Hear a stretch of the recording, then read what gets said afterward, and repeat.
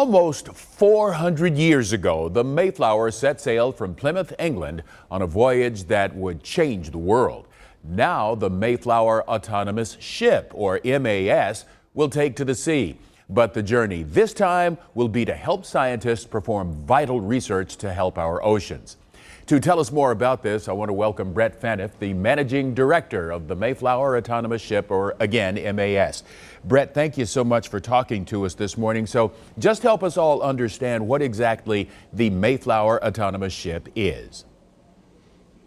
Well, thank you for having me. The Mayflower Autonomous Ship is pretty much like what it sounds. It's an unmanned ship. There's no people, no space for people to get in it, that will transit the ocean, Plymouth to Plymouth, in commemoration of the 400th anniversary of the original Mayflower sailing.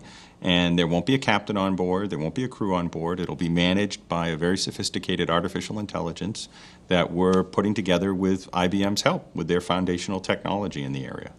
So that's fascinating. Tell us a little bit more about those technologies that are powering the ship. I'll do my best. It's quite complicated. So it's a collection of different types of programs. Some that are sort of deterministic, some that are do probabilistic modeling. But we do things like with Power AI Vision, we're looking at cameras and we're making models of the world and teaching the computer sort of what a ship is, or what a person is, or what an obstacle is that it might encounter at sea.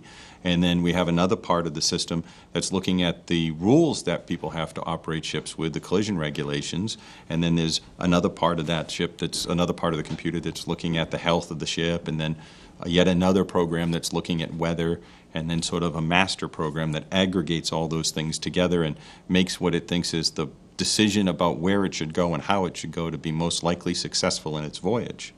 It's a hard one to describe.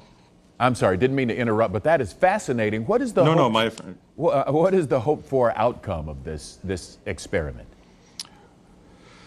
Well, first and foremost, we want to get across and celebrate the Mayflower sailing, but then it's to drive the cost out of building ships to do research at sea, and to be able to do more research, both in artificial intelligence and how that gets deployed in complex machines in the world that help people, and then also to learn more about the ocean. The more data we get, the better information we can create so we understand and manage our environment better.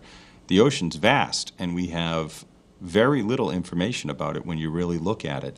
And what we need is a more expeditious and less expensive way to put things in the ocean in the very, very far-flung parts of the world for long periods of time to get us the data we need so we understand our world better and can manage it better.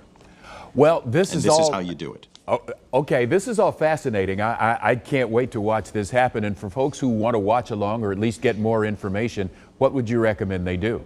I think they should search for IBM Newsroom on their web browser, and they'll find more information straight away. Or they can go to our website, promare.org. That's PROMARE.org.